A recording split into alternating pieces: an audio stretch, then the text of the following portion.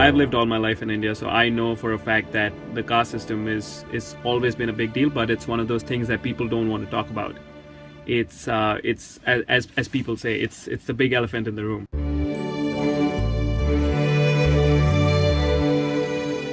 In the beginning, where you know nothing about the caste system, you know nothing about what's happening in India, and even in Australia, as I said, it still happens in some places, but you go with this character on his journey where he's tried to leave everything back behind in India, but he keeps on being reminded about it even when he's in another country. How about tomorrow? Meet me at this cafe, it's just around the corner. Look, I'm not sure I'd... Please. I could really do with your help. I actually did come to Australia a couple of years back when the student attacks happened, and I remember my grandfather giving me that phone call that probably every student in Australia got, hey, please take care of yourself. And I was quite bewildered. I had to not face the same struggle that the untouchable or the lowest caste had to face. So I think for me personally, just because I have grown up with those people around me, I know what they go through, I know about the quota system. I have all my life, I've seen people curse the quota system all the time. So I know for a fact that it used to annoy me as well. I'm not going to lie, it used to annoy me that why should they get the reservation? Why should this still exist? But then when I started doing my research on this film, I saw another side of the caste system which I had never seen even when I was around them, because these people, these kids, they go back home, the untouchable kids, they go back home and they have a completely different journey. So I got to see that when I did my research, and I think that has transformed me even at a personal level, because you tend to have more respect for the lifestyle that they lived and Giriraj is one of those characters who made a living for himself, who wanted to create his own identity, and I think we all long to do that. We all want to make our own identity, mark ourselves somewhere in society, and the caste system still being a hurdle for him even when he's moved away, it's that struggle, it's that conflict which drives him to do better. And I think that's what you'll see in this film. And even as personally, as for me as a character, I feel that I've had similar conflicts, not the caste system per se, but I've had to face similar conflicts. So I could relate to Giriraj at some level, but I think just by doing the research that I did for this character, I could truly start imagining what they even go through every single day. And let's just say it's not pretty. It's outrageous. Maria, listen to me. How else do you think people are going to save up money? You know, we need to pay bills. Look at this. We need to pay rent. We need to pay our fees.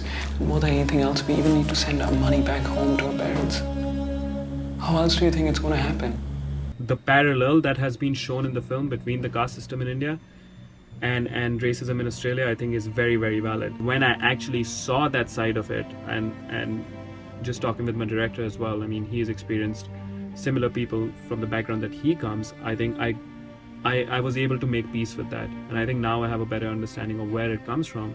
And honestly, I have appreciation for the quota system. I mean, I would really want to thank the government of India for actually having something in place which we didn't have for the longest time. I think as per Australia, I feel I think we've had that sort of acceptance in this society in Australia, which we are very lucky to have. And I could say the same even about America, because I've lived in America as well. And we got that acceptance really quickly. And I think the fact that people say, you know what, racism still exists.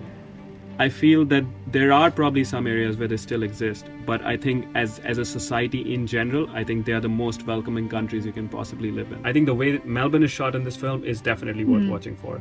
So I think people from Melbourne, you'll definitely be able to identify a few landmarks.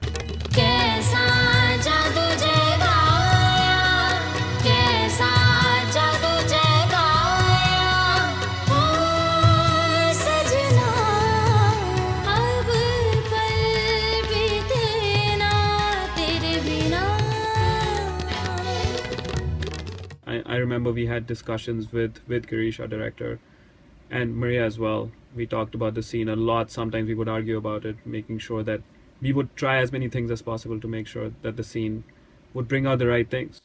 That's what the higher caste people do to us lower caste. And no one makes a sound. You'd be surprised. Locations may change, but mindsets don't. Listen. I had the liberty, and I think Girish gave us that liberty to work with her in that way where we could just just improv things and see what happens, and things did happen and they were different every single time. So I want to thank Girish for letting us do that. You're actually really nice. Thanks.